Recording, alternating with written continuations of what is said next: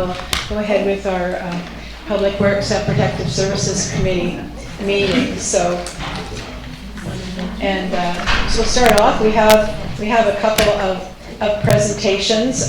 Two of our extremely hardworking volunteer community groups that really provide a tremendous service to our community. Can't even express how much these volunteers do for us. So anyway, we're going to start off with a presentation from the Metchosin Arts and Cultural Center Association with Chris, or who's doing it? So Chris, are you here? I am. So here we are. So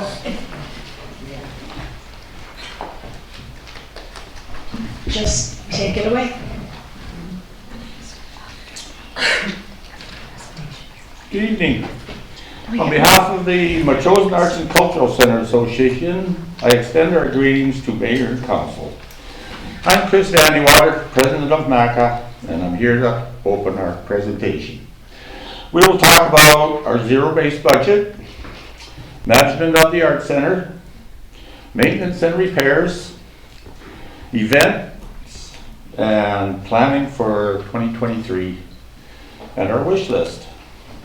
I'm very proud to be a member of the board. We're passionate in that we're always questioning what we can do to have a positive effect on our community in the way of arts and culture.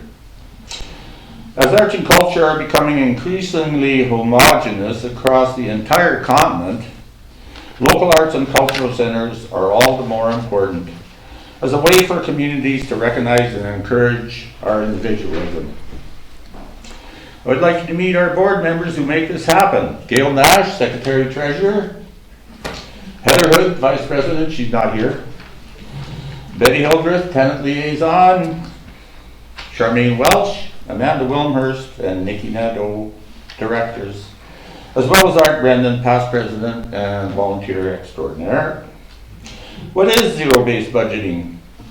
It's a method that allocates all of our income to expenses, with the goal of having income minus expenses equals zero at the end of the accounting period. This type of budgeting works well for us and allows significant advantages for the district, such as simplicity and streamlining of building maintenance projects, made possible by MACA being able to circumvent some of the more onerous municipal pricing rules. I would now like to turn over the podium to Gail Nash, our Secretary Treasurer, to explain our budget for the current fiscal year. Thank you.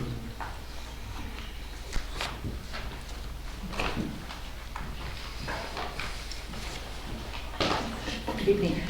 As you can see from the first slide up here, this is the draft budget that formed part of our operating agreement with the district. It was enacted last February.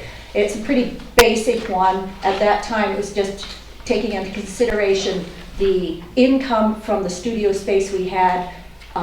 You'll see there's a 2001 DIY studio. At that point, although we've got a figure of a little bit in there, we had no idea how that new concept of having a community rentable space was going to work out. So it was just sort of a placeholder number. I'm happy to say that it's been a big success. We've exceeded all our expectations on it, so it's done very well for us.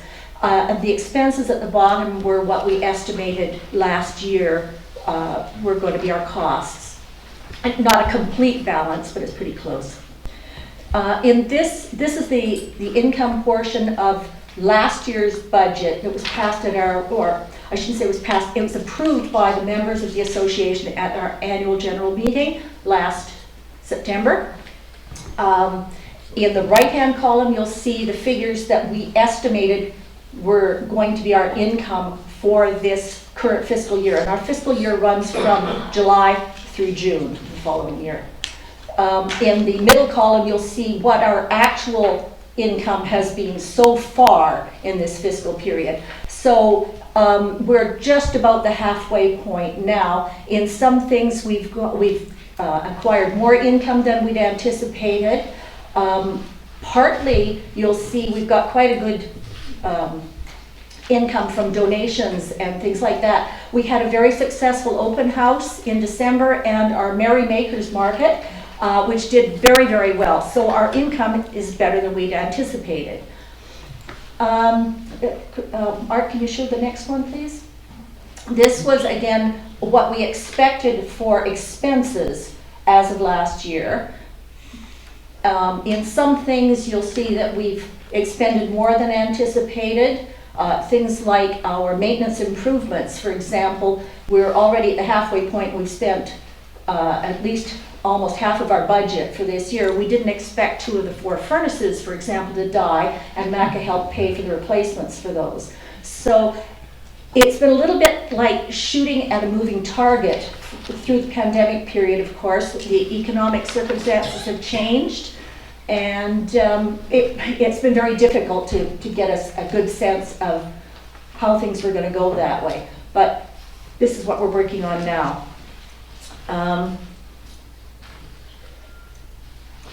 As Chris said earlier, we try to balance things as well as we can for income and expenses. Some years we've had a tiny deficit. This year we may have a small surplus. We don't know. If we get a surplus, we have a project account, and all of the money will be going into that to sort of hold for when we do have large projects, because there are always something major coming up in that elderly building. So like the furnaces and the front staircase that we had built, engineered and everything else a couple of years ago, that's where that little surplus goes into our slush fund so that we can help pay for those things later. The only other thing I wanted to mention is that not all of the space that MACA manages in that old part of the school brings us income. It's not all rented out as studios. Some of it is just sort of common space. And Charmaine was going to just show you a little bit about that. Thank you. So I'll get your attention to this nice graphics here. So Charmaine, speak right into the mic so the people at home can. Sorry. That's okay. That's okay. So the graphic that we're looking at here, what you see in red is not income-based space that we're responsible for. So I'm no mathematician, but that's looking like about half of the building actually doesn't generate any income, but we're still responsible for the upkeep and the maintenance of those particular things. So what we have here is we've got in the middle of our space, we've got our little kitchen area that gets lots of use for life-giving coffee. So the Seniors Resource Center is part of our area, but it also doesn't generate any income either.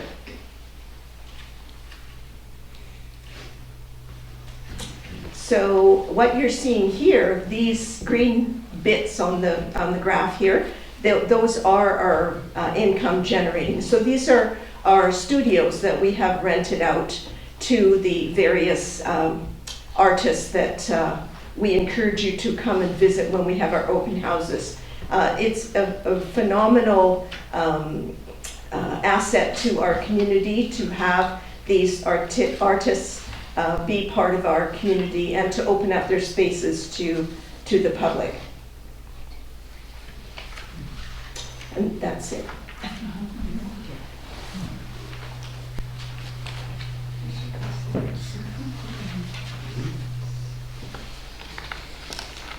So on maintenance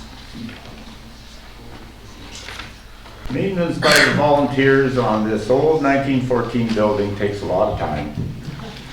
Projects done in the past include, past year, new steel gutters and leaf guards that replace the old leaking and rusting gutters.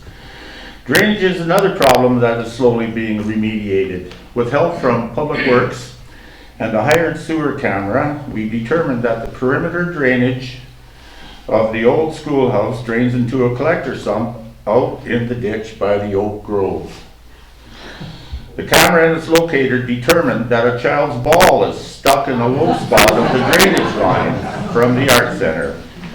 Removal of the ball will require some pavement remover, digging, pipe cutting, etc. By the way, that ditch should be looked at so we don't have to look at it anymore.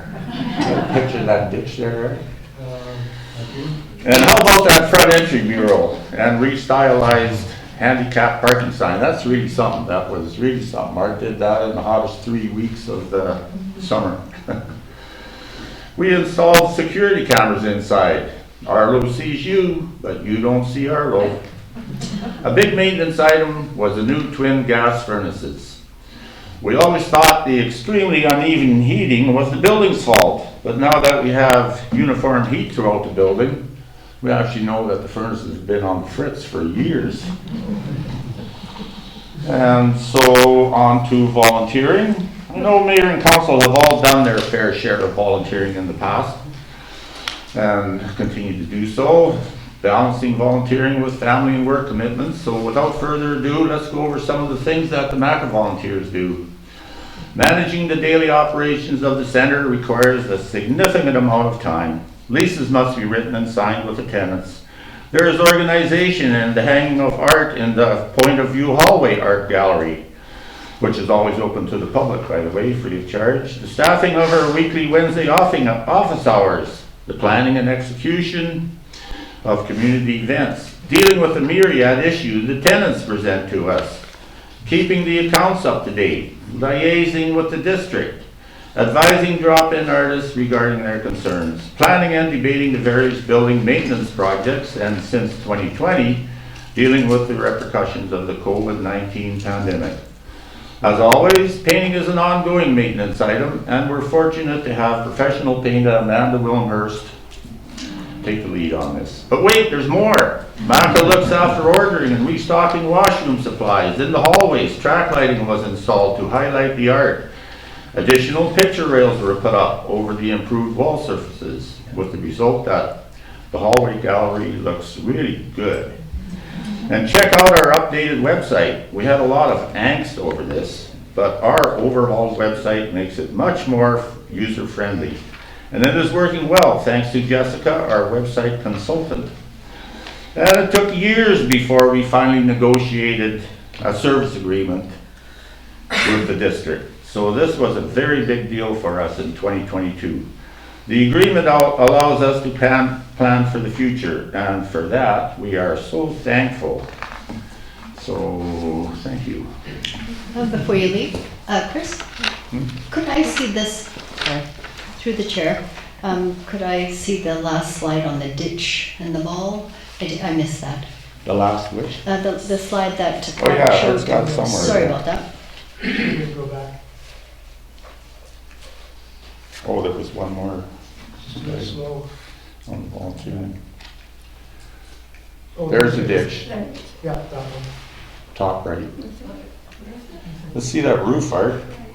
Hold on. And I'll just say that I just want to, as far as volunteering goes, here's some of the stuff I did before Christmas.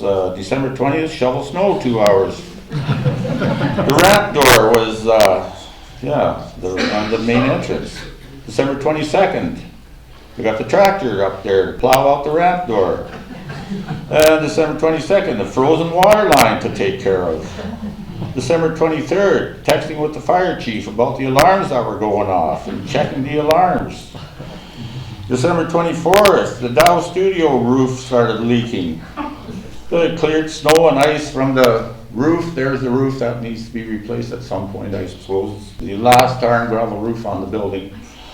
And so check the outside, some for flooding. And so, there's a lot of Santa Claus jokes about me being up there on Christmas Eve. That was pretty good. Anyway, there you go. Okay, thanks. Thanks so much.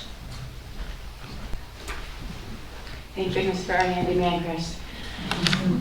So I'm going to speak about events today. So I think many of you who were in attendance, I think most of you, I see a lot of familiar faces, during our most recent MACA events, including Festivus, the September Makers Market, and the Very Merry Makers Market, can attest that it felt like a breath of fresh air to gather again. Listening to live music, seeing children draw on the sidewalk with chalk, taste testing local yummy goodies, giving hugs to neighbors again, and taking photos together are something that we truly can appreciate after going through COVID for that long. Our hope is that through this artsy-fartsy volunteer group, that we can lead the way in fostering a new and creative culture here in Metchosin. A culture that offers an inviting, inclusive, and accessible environment for artists, makers, and patrons to come together and feel supported, encouraged, and welcomed.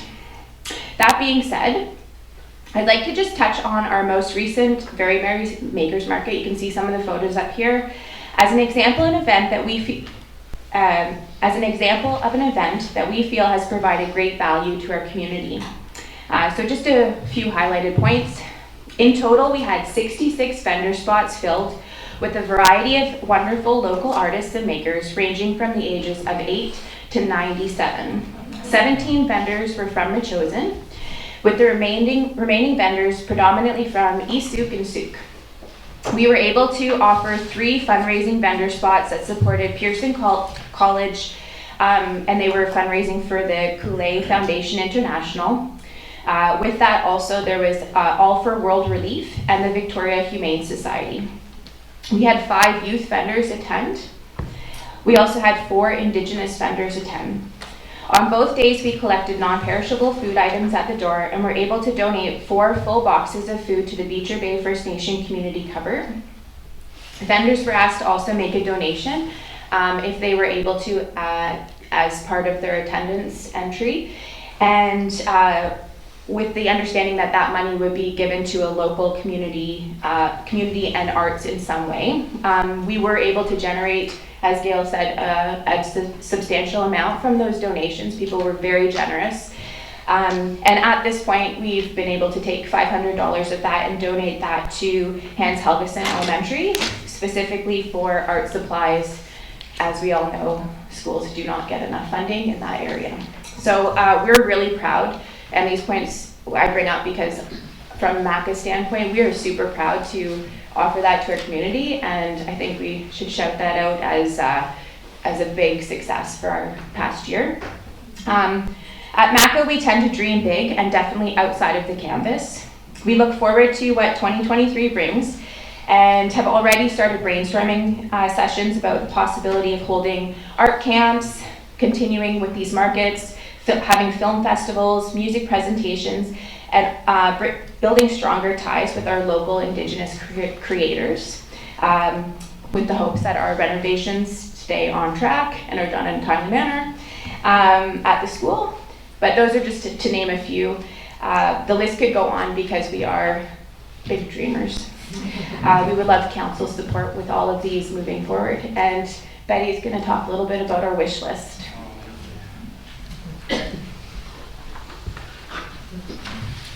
All right, this is it. This is the end of it. As you can tell by the enthusiasm tonight, this is a benchmark for MACA. This is our first report to council since we got the contract signed. So after 14 years of operating as an association, MACA carries a continued sense of responsibility.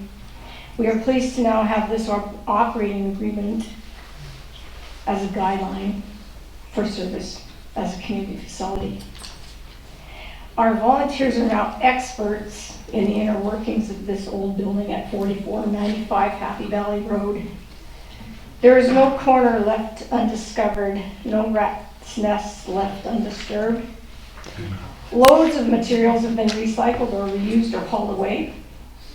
New paint helps to protect the old walls. The inner workings have been updated, and the MACA-sponsored exterior staircase brands the building as a landmark in Metchosin. 6 years ago, we recognized the potential when supporting the purchase of the school site, and we have witnessed the slow and deliberate growth of a noble community effort. This is where the MACA mandate is focused and the service to Metchosin is embedded. MACA has earned trust and respect, and we are grateful for that. As stated tonight, The concept of a zero-based budget has been key to honoring our mandate in an open and credible way. So plans for the coming year, I've got a 4-point summary of the plans and a 4-point summary of our wish list. Plans, number 1, assist with the creation of a unified plan for the vitality of the community core. Number 2, help to ensure that the renovated gym and the playing fields remain accessible for public use. Plan number 3, build on connections with regional Indigenous artists. And number 4, network ideas with events amongst the fellow volunteer community organizations, as we did with the Festivus, when the theme, July 1st Festivus, when the theme was Wander the Village. And finally, Mac's wish list for 2023, again in a 4-point summary, but there's 2 sidebars. Number 1, wish number 1, install a platform lift to the 2nd floor. Number 2, work on programs for youth through ideas such as reviving the Mask Initiative. That was years ago. Through the community house, it was Metchosin Art School for Kids, called it Mask. Wish number 3, continue to encourage not only the artists who are lucky enough to have the studio spaces, but also local artisans of all disciplines. And as Nikki said, we'll do this through the makers markets and public events. Now there's a sidebar here. I don't know if I should read this or not. Okay. Perhaps consideration needs to be given to moving the annual $12,000 CRD Arts Grant back into Metchosin Grants and Aid budget.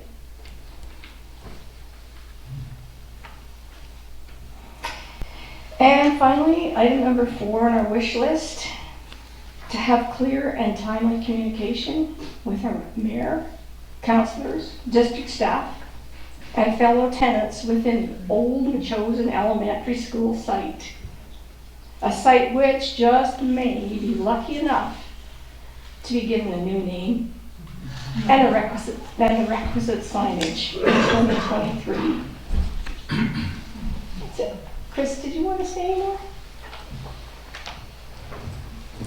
No? No, I just want to say thank you for hearing us out, and we look forward to working with you for the next year. Thank you. Thank you. Oh, thank you very much. I know it was a lot of work to put that together, and it was really great for everyone to get here and at home to get a chance to hear all about what you've been doing. Thank you. Our next presentation is from the Metchosin Senior Association, another group that puts so much time and effort into helping, especially our seniors age at home.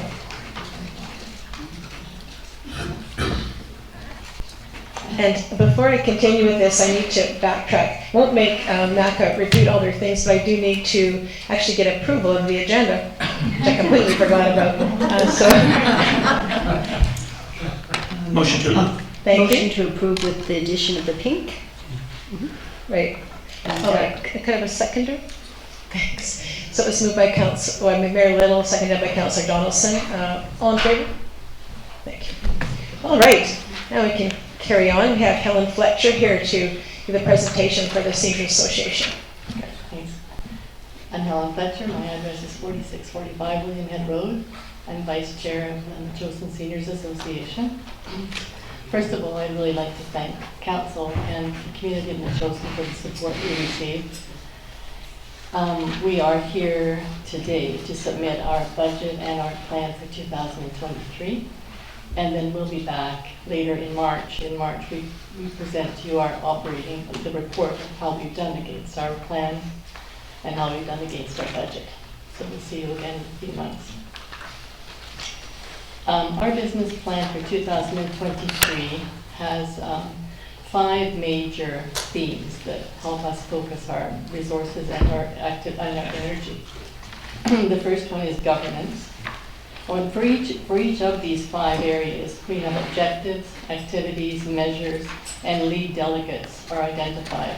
The plan is implemented, it's monitored for results, and actions are taken to address issues and areas of concern as they come up. The first area is governance, and the objective is to ensure that the Metchosin Seniors Association is operating the Metchosin Seniors Resource Center is a well-performing organization. Key activities include developing an annual business plan, reporting on the plan, and having processes in place so that expectations and responsibilities of the board and the manager of the center are clear. Our core services, the objective of this area is that the seniors benefit as a result of collaboration with the fire department and emergency operations center, that the center is open 16 hours a week, and that seniors are provided with information regarding services and support in a timely way. The third area is education, and the objective here is to offer programs that address needs that are identified by the community. The fourth area is networking to promote an intergenerational, age-friendly community. The objectives here are to identify, build, and sustain relationships with existing initiatives and activities in the community, and to model best practices of an age-friendly community. And the last area is communication, marketing, and fundraising. And the objectives here are to make sure that communications are aligned with our mandate and our plan. It is timely and consistent, and that the community is aware of the Metchosin Seniors Resource Center's services and activities. Our fundraising objective, as outlined in the service agreement with the district, is to recruit members and raise funds to support activities, programs, and events. Our budget for 2023 is almost identical to the budget for 2022.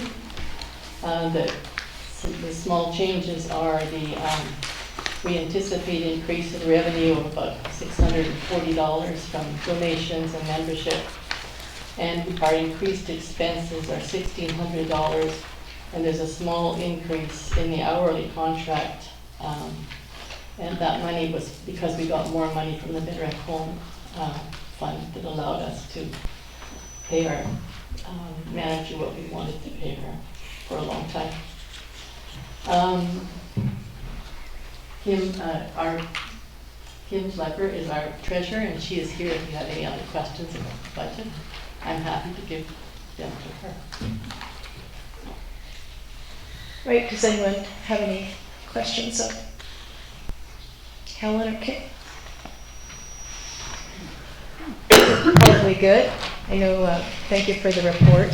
I know the hours that your board puts in, calling vulnerable seniors, making sure they're all right, regardless of the weather, all through COVID, kept track of them all, and working for the fire chief to do a lot of real good and really help out a lot of lonely, needy people. Right. And I think that I must acknowledge that we have so many resources in Metchosin that help us, the pod system, the fire chief, really good neighbors.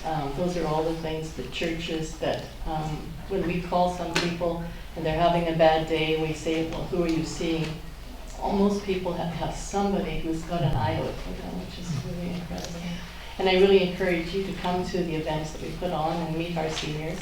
Every second Wednesday we have a small meeting, and then the last Friday of every month there's a social at the community house, which our seniors come to, but so do other people who want to meet people in Metchosin. Pardon, you have a question? Yeah, I just have a question about finances for Kim. Okay.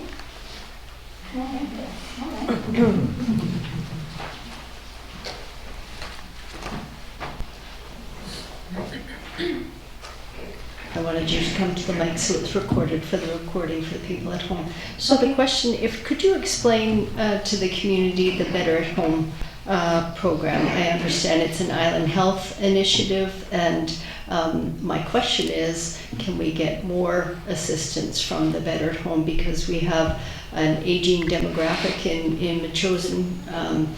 According to our census, we are above the age in our demographics, and I'm just wondering how we can maximize that.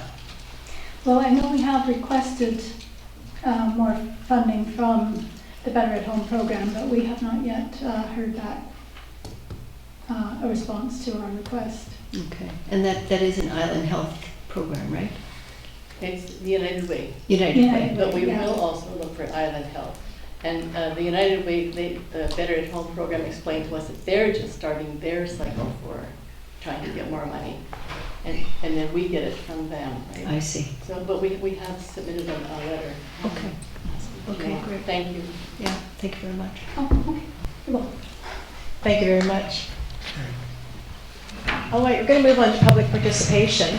Now there is, I think Councillor oh, Gray has I'm space. sorry, didn't see. Well, I just want to say thanks to both MACA and the Senior Center for the tremendous work that they do, the richness they provide our community, and the Senior Center, the support provided is just terrific. Thank you all. Here, here.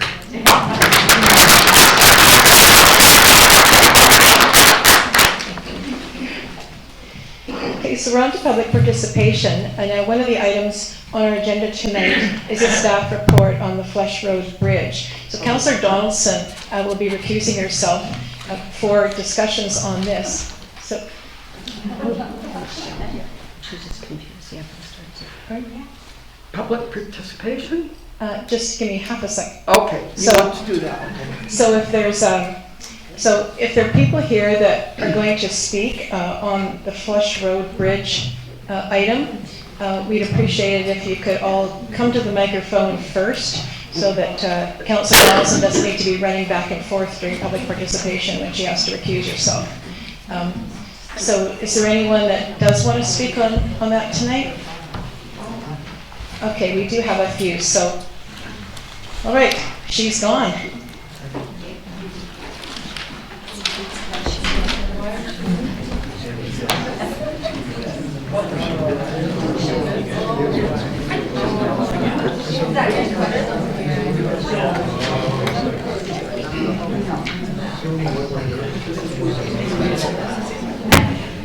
Clear the room here.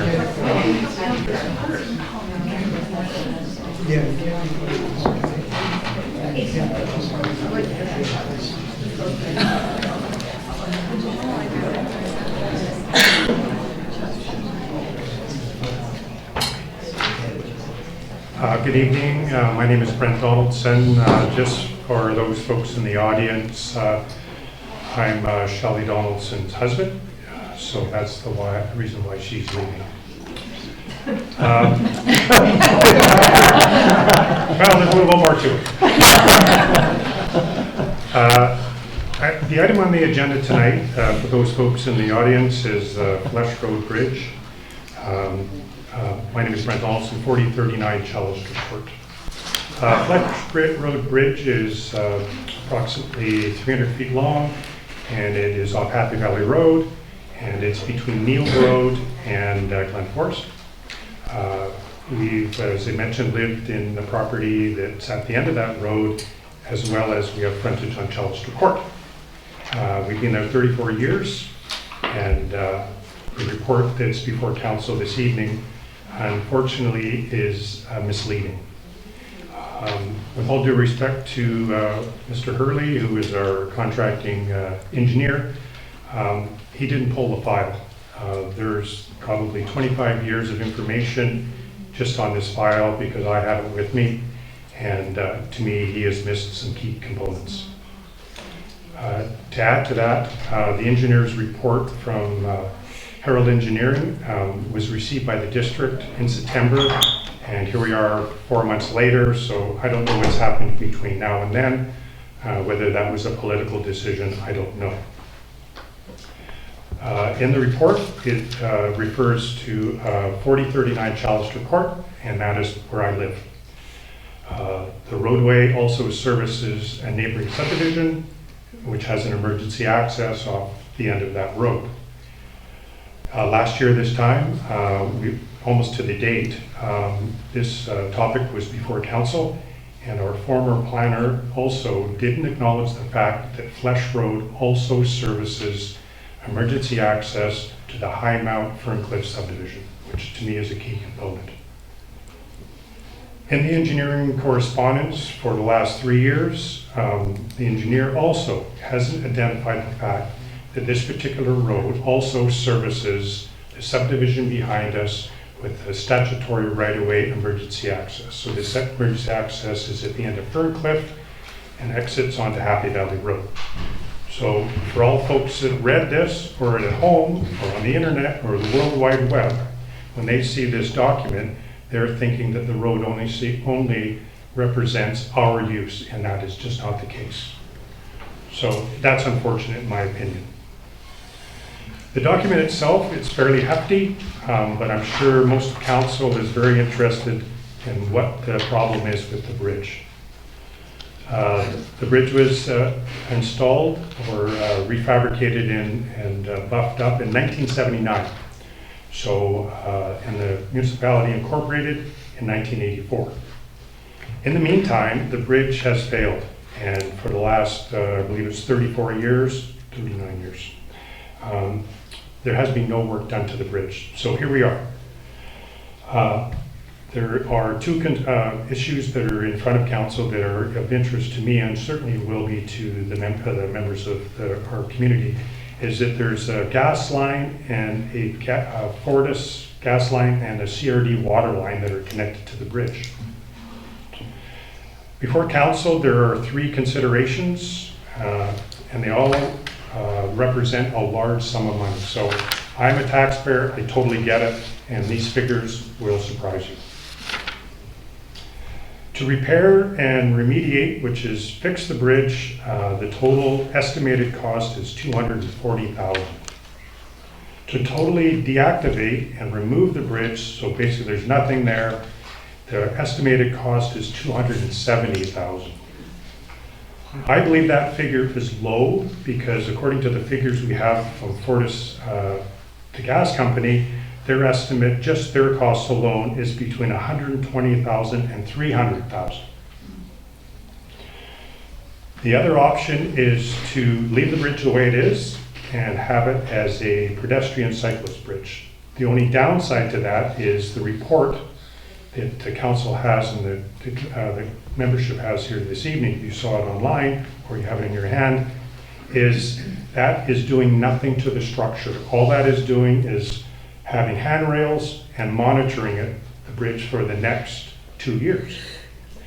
The downside to the monitoring process, the district has received reports almost on a yearly basis from Herald Engineering.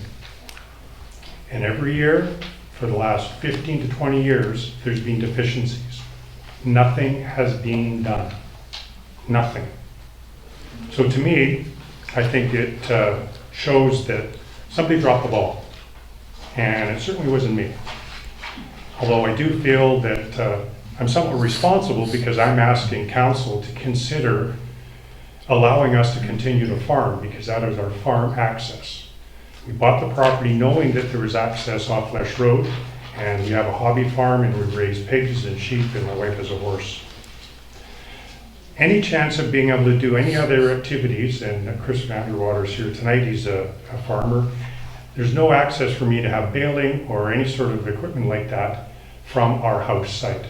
There's enough room to maybe squeeze a pickup truck, but ultimately our main access for our farming is off Fletcher Road. It's level entry. We move our animals out there in the summertime. We have another farm in Metchosin, we move our sheep. Also, my wife has a horse. There's no way of getting the horse in and out in the summer months.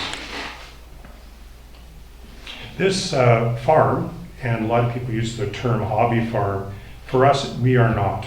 A lot of folks in Metchosin just do the bare minimum for farm status, and we far exceed that. So this is a source of income for our family. Bear with me.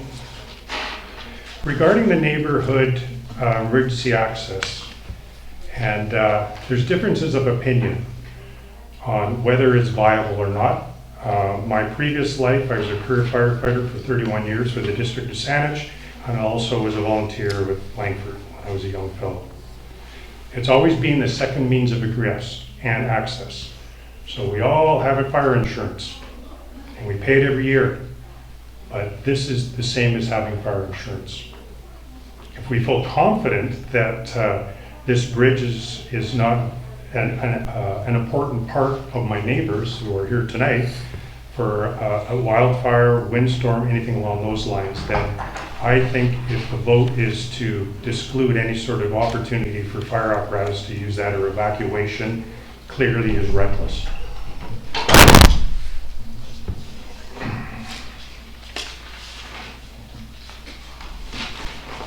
Worked on this all day, you think I'd be better organized. It has been suggested that some of the figures that I proposed tonight, the larger ones, could reflect up to a 7% increase in property taxes this year if that expenditure was done. Currently, repairs like this are not a capital expense. A capital expense would be something that would be brand new. If there was no bridge there, we build a brand new one. That is a capital expense. So that would be something that would have impacts on our taxation. Rather, this has been a maintenance issue and lack of for the last 40 odd years. This is no different than paving roads or putting tires on our dump trucks. This is maintenance. I encourage council to have an opportunity. There was a second quote in from Main Road, which is a bridge building company up in Nanaimo. There is a quote and there was an inspection done in May. I certainly hope that you would have an opportunity to maybe look at that because certainly this is a huge issue for everyone in Metchosin, certainly taxpayers, so this is huge. I'll sum up here. I just ask that council recognize the fact that this has impacts on certainly our livelihood and our property. And I know a couple of my neighbors are here tonight just to speak on the fire access issue. It's taken us a year to get to here, so I'm certainly hoping that we don't rush into anything and make some foolish decisions that we haven't thought out. Thank you. Thank you.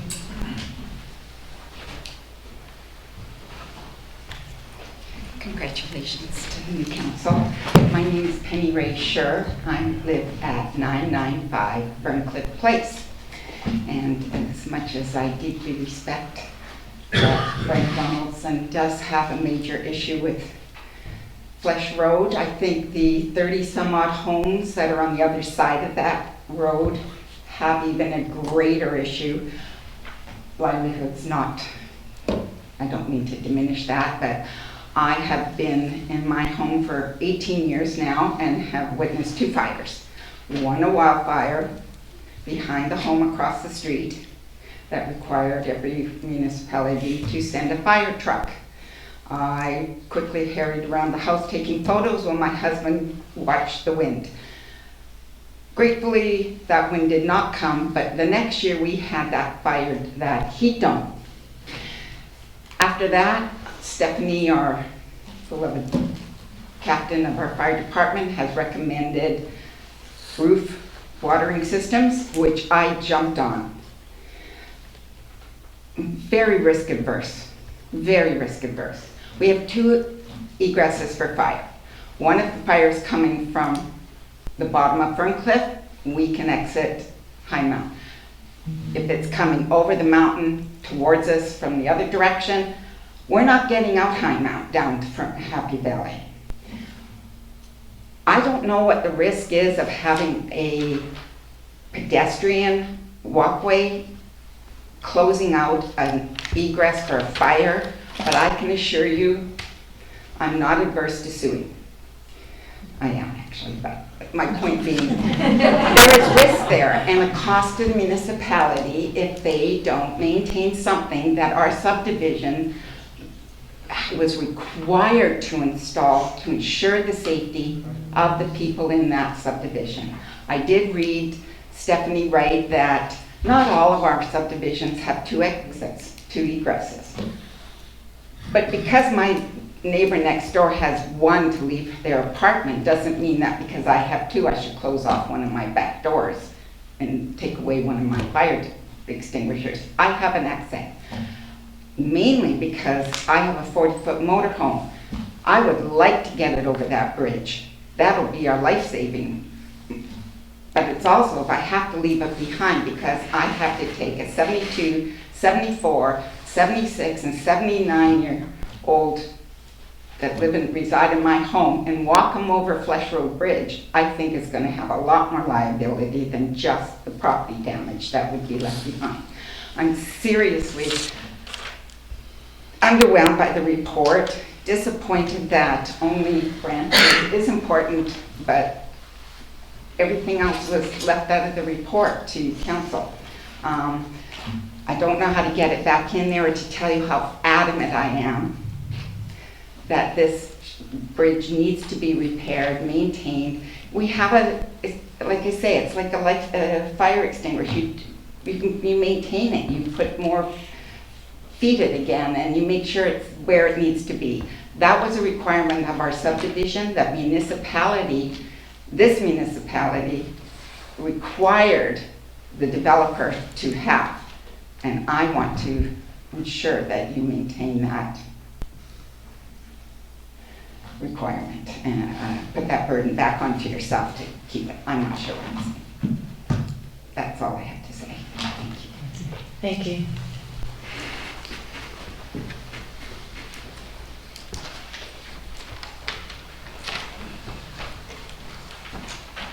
Hi, Rick Perron, Chalice Court. There's been a few items that have already been checked, but I'd like to check off everything else on my list to talk about the bridge. The cost, cost of repair is cheaper than removing it, and it's kind of a no-brainer, right? The reason for the bridge on one side is the gas line that runs along one side, and on the other side is the water line. And should that bridge disappear, then my understanding is that Fortis would end up going under Bilston Creek, which is an interesting thought that they'd go under a creek. Anyways, it has potential danger in there. So right now the bridge is protecting those two lines. So as for usage, it's part of my routine to walk that way. And there's this great loop I do, and the bridge is always part of my view, and I always look. And the bridge is supported on either side by Crown property, so it's not private property, so I can go that way and I can have a look at the water from a bird's eye view, and it's quite nice. I think it's a great bridge, it always has been, and nice and wide. So that's from coming up Chalister, going through my backyard. But Neil Road residents, if they want to go to town, they're on bicycles or pushing a baby buggy or something, they're not going to go down Happy Valley. The closest access to the Goose is definitely along or Fletcher Road Bridge. It's a great way. And so of course the fire department has quick, easy access for it. That's it. Thanks. So, thank you. Thumbs up on the bridge.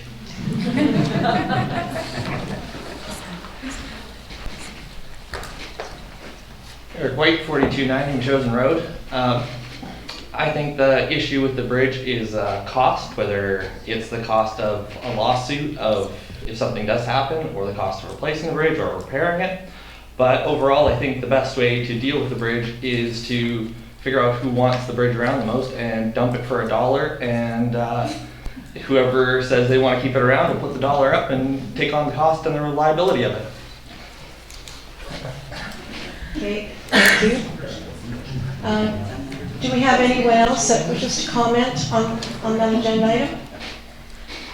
Okay, I guess we could ask Councillor Donaldson to come back into the room. And yes, so please continue with public participation. Something else to talk about besides the bridge.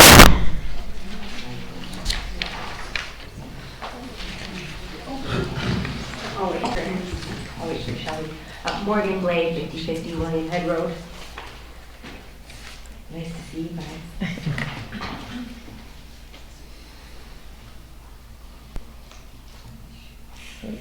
While I'm standing here, thank you to MACA for the donation to Helgesen. You're right, our art supplies are in pretty sad state. We did a bulk order and it was not the quality that we had expected. So the kids have really gone without this year, so thank you.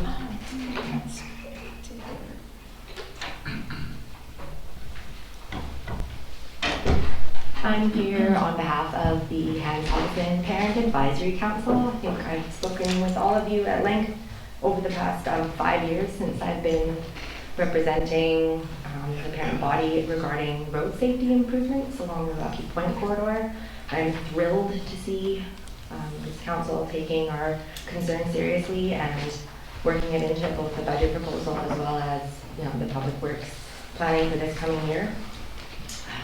Because it has been so long, I just wanted to do a quick temperature check with the parent body. So on January 6th, I put a poll on our online parent group asking what they feel should be prioritized as far as budget planning for the road safety. And we had 80 members viewed the poll and 73 members cast votes. Of those 73 votes, 54% identified a painted crosswalk with some type of lighting as what they felt should be the highest priority, followed by 19% who felt that a roadside trail along Rocky Point would be the most valuable use of any budget. And then we did have smaller numbers saying that just a painted crosswalk with side-mounted signs would be adequate, and a painted crosswalk with a crossing guard was the actual last place, surprisingly. And I think that might have something to do with us finding out that we have to pay for it as part of the district. So we're taxpayers too. We do very much care about the safety. It's all about the safety of the kids. It's not about parking convenience, despite what some parents might be a little confused that that's what we're here fighting for. It's not about parking convenience. We're not going to ask the school to expand the parking lot. We already have one of the larger parking lots in the district. We do feel that a painted crosswalk would help the parents that are crossing with their children at pickup time just have a little bit more awareness from the traffic. But at the moment, there are 0 children crossing on their own because we do not have any other passage. There are no sidewalks, no bike trails, no connected to the Galloping Goose. Our children get to school either by bus or by personal vehicle. So at this moment, all children cross with parents. And I think as much as I would love to say that a $10,000 annual budget for a crossing guard would be welcome, and I'd be grateful to have that budget for us. I think there are more important things for the district to spend it on this time. So we would love to see, as the warrant, the urban systems warrant mentioned, that a painted crosswalk with side-mounted signs would be a great place to start. And then perhaps if that is not alleviating some of the concerns, then we could move on to maybe perhaps considering overhead lighting or other measures like speed bumps or whatever. And then also just hoping that we can still progress with the Parks and Trails Committee about perhaps enhancing the sidewalk, no, it's not a sidewalk, the shoulder of the road that people have to park on right now and try and walk on. I think that was it. I do just want to also say thank you to Councillor App for, this is your second term with this portfolio, and the efforts that you've made so far are greatly appreciated. Thank you very much. Thank you. Anyone else? Public participation? No. Oh, there you It's your turn now, Wendy. I'm pretty sure I should have come before reports. I have, there's a microphone. Microphone? Can you hear that? I can't hear it. Wendy Mitchell, 580 Whitty Beach Road. I want to say congratulations to y'all. It's nice to see you here. So, I've never met a meeting that I didn't want to come and talk at, right? And I don't really have anything to say. I do notice that you've changed the table, which I think is great, but we need to change the microphones. There's Well, at least I have gray hair. We need to be able to hear out here. Cannot hear. I have my hearing aids in. I have a nifty little thing that I can turn them up, and they're practically max right now. So I'm not sure, am I really yelling at you? It's hard for me to know. This isn't working, is it? Hello? Can you hear that? Okay, because I can't hear it coming out of the thing, and I couldn't hear a word that the last gal was saying. So, that's my bitch for you. And Capital Daily also mentioned it too. Remember, they talked about you being the very worst of all the councils for listening. No, for hearing. So, I do have a question, Public Works. The road, Metchosin Road from on the East Duke Road, where Briarwood is. So there's Briarwood Road out to Pelican Road. It's like, what is that? No man's land? Like, the potholes aren't fixed. There's no lines on the road. I mean, you always know when you hit Metchosin. My grandkids say this.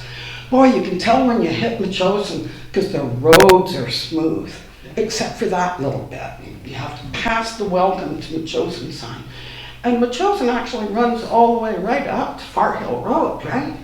And so I think it must be Colwood going from East Duke Road up to Far Hill Road because there's lines on the road there and the road's nice and smooth. But from East Duke Road to Briarwood, who's dropping the ball there? And someone's been out blowing yellow plastic lines on the road yesterday or today. Metchosin crew, Metchosin truck, torching plastic onto the road. My question is, why is that little piece of road, why that 2 blocks, why is that not maintained like every other road in Metchosin? I did ask about that, and the answer I got was that there was sort of a dispute about the actual area. There is who was going to look after it. I don't know. Maybe our interim CEO could enlighten us on that one. I don't know. I'll have to check into that with the Public Works crew. Yeah, and Colwood. I mean, it's pretty obvious. I mean, Colwood and Metchosin have always had a little bit of a thing, and it's just so obvious now. It would be nice to get over that, especially this winter. I was kind of hoping fresh lines. And then what's with plastic being blown on? I don't know anything about plastic. Yeah, talk Public Works. Thank you. It's great to see you. Happy New Year.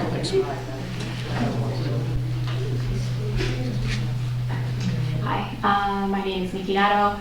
I'm speaking on behalf of myself, but also as part of MACA.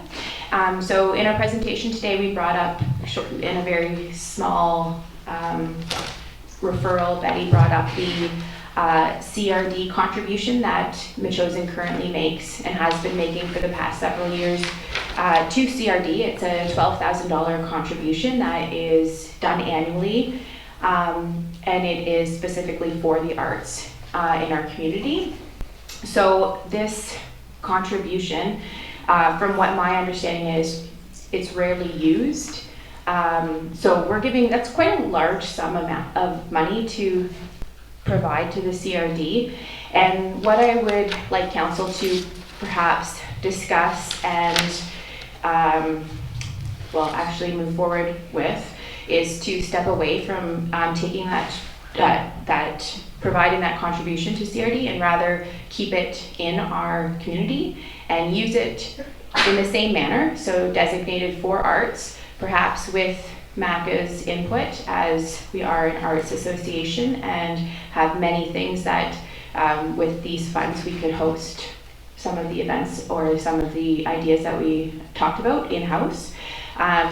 So I'm asking council to look at that. As it is an annual contribution, it does come up in January, so we're hoping that perhaps if this was an idea, we could step away from giving that money away for 2023 and keep it in our community. Thank you. Thank you. I think that's something that I'll need to get on my next agenda for discussion. Thank you. Thank you. Okay, looks like that's it. So could be adoption of the minutes of November 21st. So moved. Thank you. Moved by Councillor Donaldson, seconded by Mayor Little. All in favor? Okay. 27. All right, we'll move on to the staff reports. Now, staff report on Flesh Road. This is definitely a tough one, that's for sure. Excuse me, Councillor. Oh, I'm sorry, you need to. I do need to recuse You need to myself. leave again. I do, because it is a concern in my neighbourhood.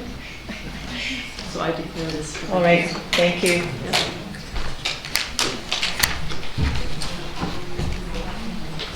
Thanks.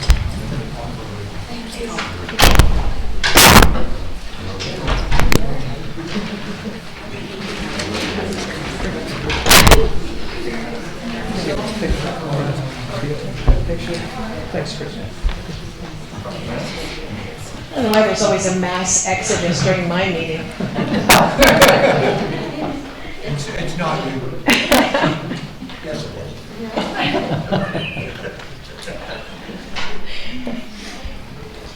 Okay, well, this is, as I said, the Fletcher Road, the bridge is really, it's a very tough issue. So we would really like to hear council's comments on this. Very little. Okay. We heard tonight, and certainly from my own personal experience, we don't have full disclosure here. There's a number of missing reports. There's a number of missing reports. There's also an engineering report from 2021 I would have liked all of council to see. There's the reports, the yearly reports from Herald Engineering, as well as the main bridge quote. So I'd like to make a motion that the committee postpone a decision on the Flesh Road Bridge pending further information from staff. The next Public Works meeting is February 13th, the committee meeting. So if they can gather that information in a package for council and the public to see, I'd like to recommend postponing this decision. That's the motion. I will second that for discussion and just like to make a few comments as well. Okay. Okay, so thanks very much. There are two questions that come to mind around this issue. And the first one is there a public good that is served by this bridge and the road itself? And then companion question is, what is the appropriate amount to spend on that public good? And you know, those questions can be applied to any number of issues and aspects and projects in the district. Around the public good, I think the answer is yes. There definitely is a public good that is served. So the bridge and road, they're used by pedestrians. The bridge fortifies a water line and a gas line that are used. And the secondary egress way, now I was not fully aware of this early on. I've been following this issue for some time. And full disclosure, I did do a walk with Mr. Donaldson on Sunday, and he showed me the area. The one place I was not aware of is the right-of-way that crosses the adjacent property to Mr. Donaldson's. And that does very much allow for that secondary access point from the High Mount Ferncliff area. So very much there is a public good there. The complicating thing is that there is also a significant use by the private property owner as well. And so the bridge is used to transport hay and livestock, as Mr. Donaldson has said, and there's other uses should the property be subdivided. So there's an intermingling of private and public interests with this bridge. So that to me presents some challenges. The one thing that is very clear, though, is that the maintenance of this bridge was called for many, many times, and there appears to be nothing done. But just in support of Mayor Little's motion, I do believe that there's another level of information that we could use before we make a decision on this one. So there's a few things that I might identify as, so what is the risk level of the bridge right now, particularly in terms of load? So the Herald report states very clearly that load evaluation or rating wasn't in the scope of the report. However, there doesn't seem to be an issue with pedestrians or cyclists. Looking at the long term though, if that bridge is to be used for pedestrians or cyclists, or even the occasional pickup truck, is that viable? So what is the load rating and what is the risk of that diminishing over time? So that's a piece that might be interesting as well. The other thing is, are we actually on the hook for the cost if there's a decommissioning for those water lines and gas lines? So that was assumed in the Herald report, but that would be good to clarify.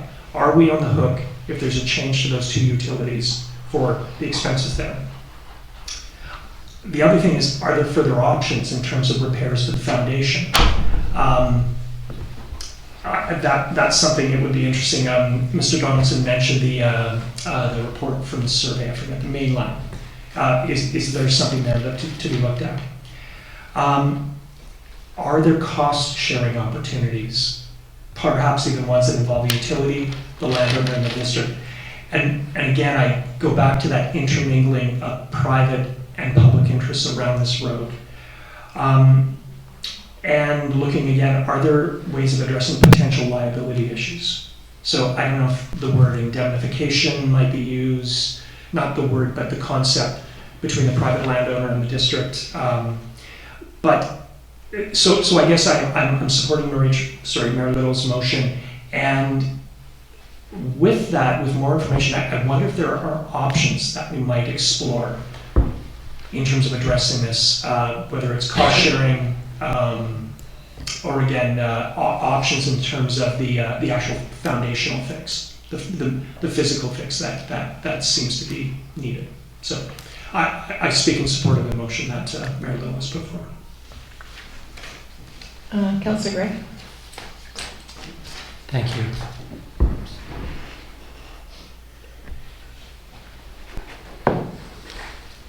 Yeah, I'll speak in support of the motion as well. I'm struck by the high cost, obviously, to maintain and or remove the bridge. I'm wondering about the legal basis, around the responsibility of paying for Fortis's changing its hardware. And if we get clarification on that, that would be a help.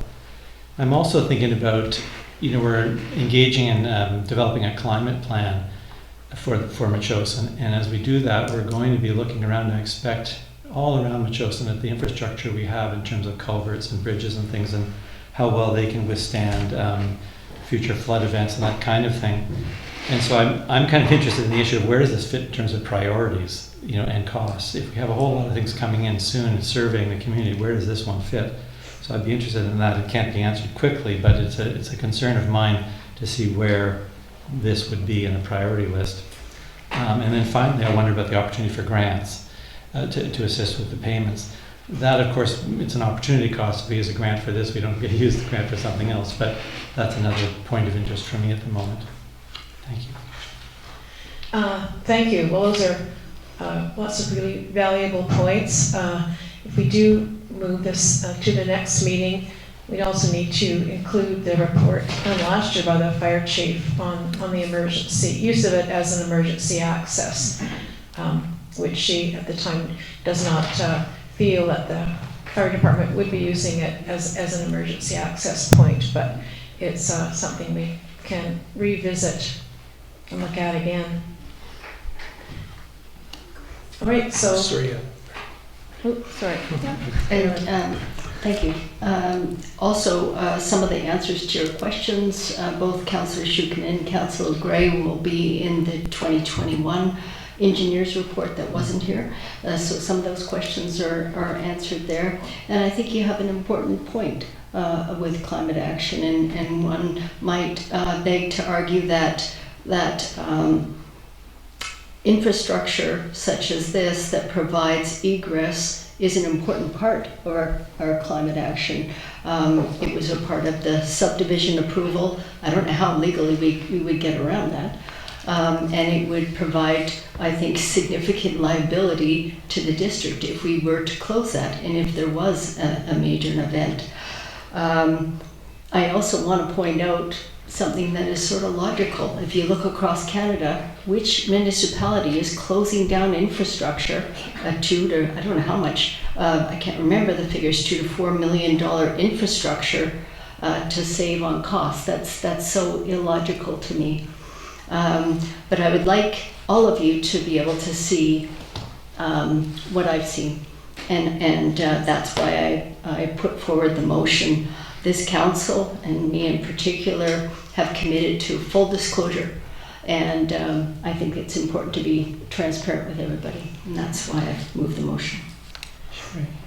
There are a couple of legal questions that have been brought up. So if we could possibly also contact our legal advisors to find out about that agreement as far as the emergency egress of the bridge, and also the other agreement that the Donaldsons had with the district as far as the access road.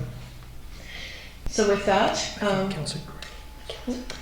yeah, I just want to support what you're saying, Councillor Epp, that seeing as we've raised the issue of legal liability, we should find the answer, get the answer to that question. Okay, unless there's any more comments, we have a vote. Are we all in favor? Okay, all right, well, that's passed. Thank you.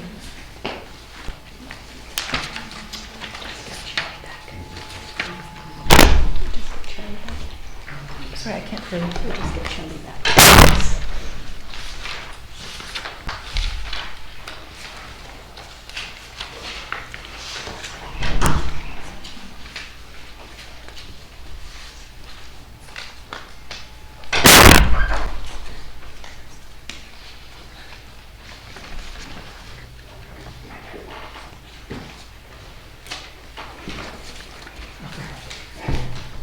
All right, so next we'll move on to the report on, excuse me, on the safe passage at Helgesen School, which we've been looking into for a long time.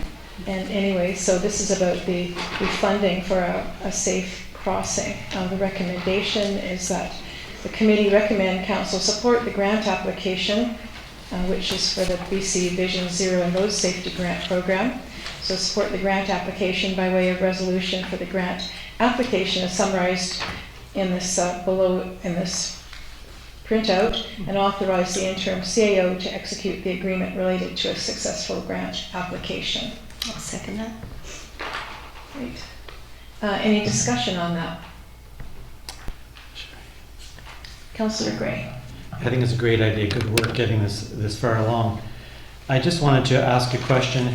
It seems that we'll lose some or all of the convenient parking along Rocky Point Road if we proceed. Is that your understanding there? And then we'll be increasing parking, I guess, on Windover, which seems okay. And my last question was just about, well, it was already mentioned about the crossing guard. We saw that in our budget a week ago or so. But I'm noticing here it's described as optional.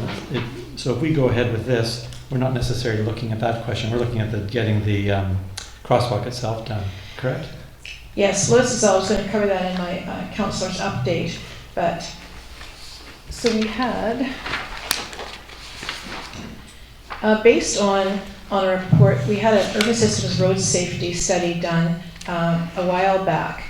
And they did recommend at the time, we were looking at crosswalks at the Goose Crossings and also at Helgesen. But at Helgesen, they recommended that we get a warrant, which is basically a Canada transportation guide to whether or not a crosswalk is actually warranted.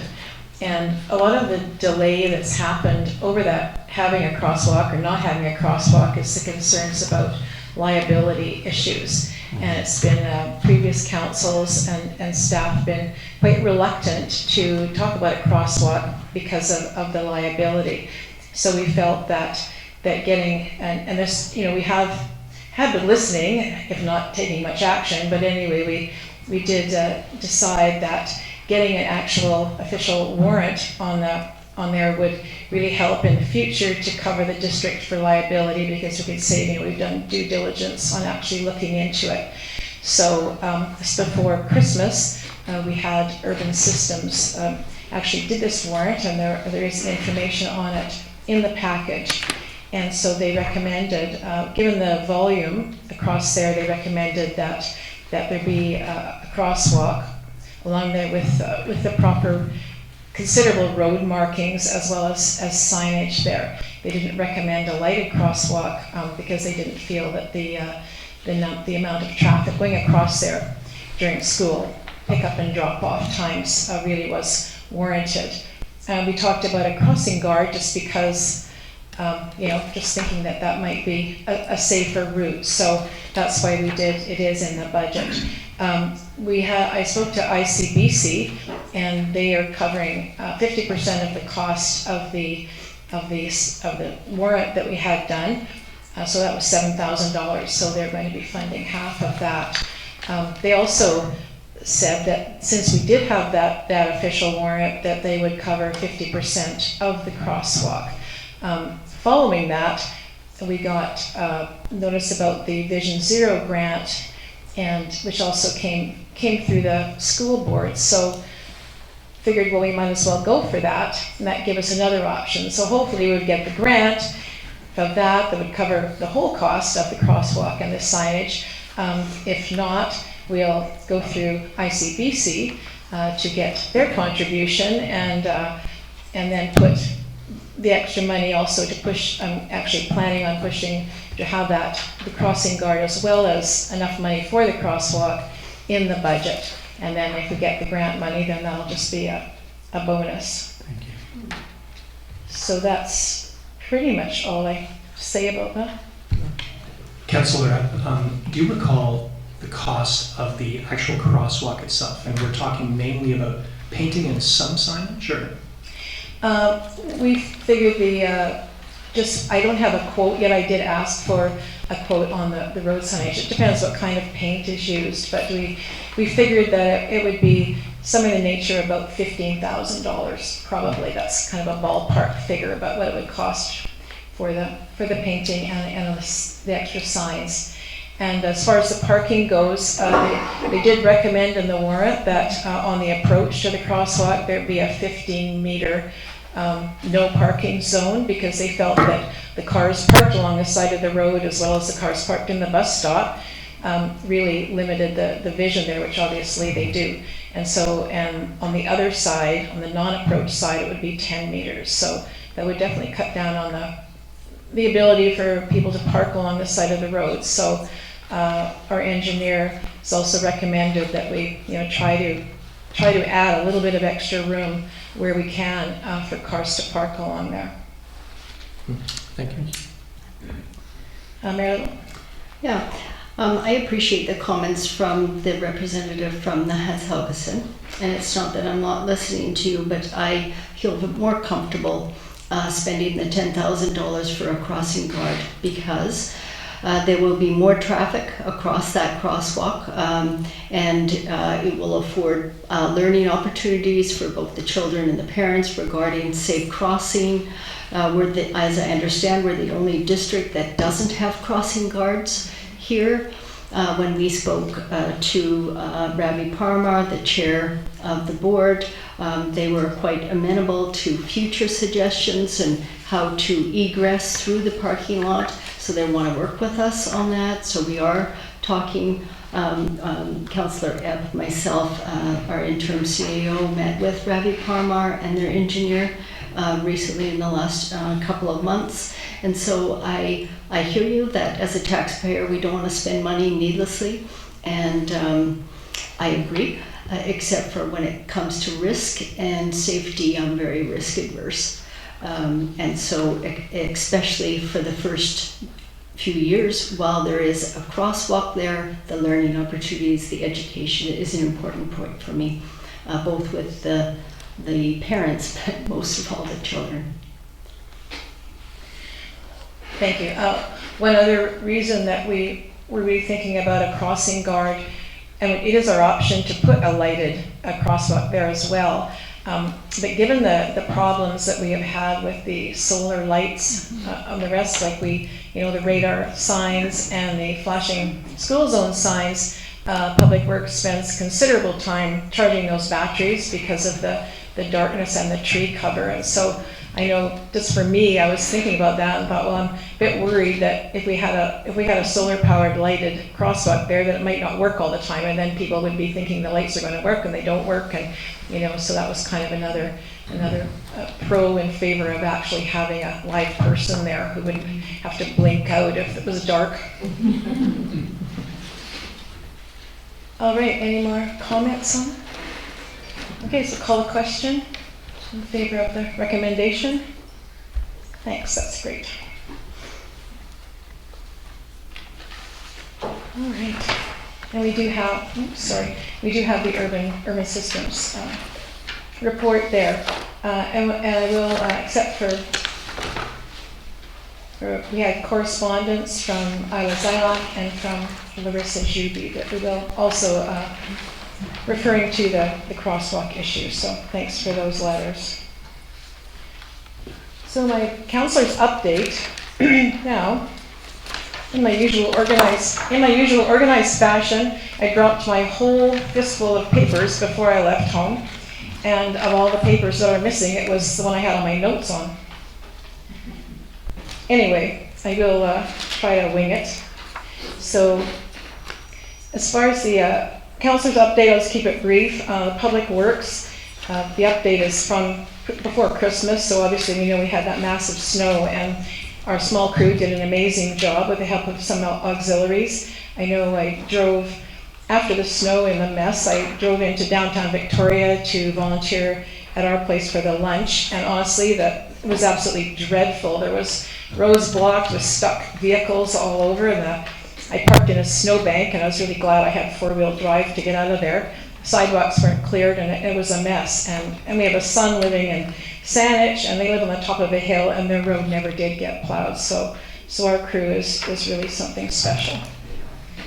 As far as the school, the floor has been sanded and looks absolutely unbelievably fantastic.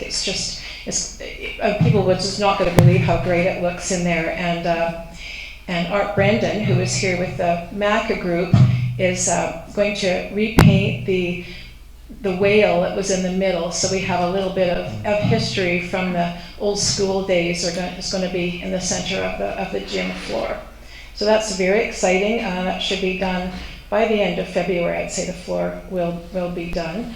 The acoustic panels to go on are being built as we speak, and most of the sound system has been collected. So school is getting there, and we're next we'll be looking into the renovation for the kitchen and the construction of the washrooms.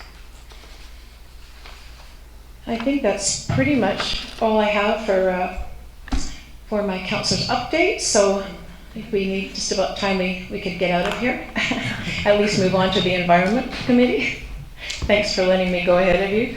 I could have a motion to adjourn, please. Motion to adjourn. Moved by Councillor Little, seconded by Councillor Gray. All in favor? Thanks.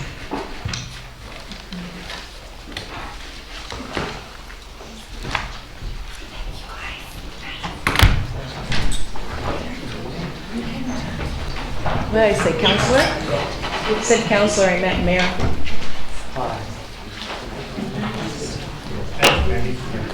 Yeah, it was bound to happen sometime.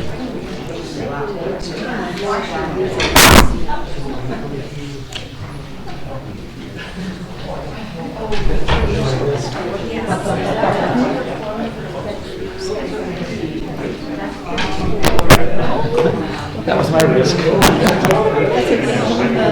We're working on something over there. Get it going. Yeah.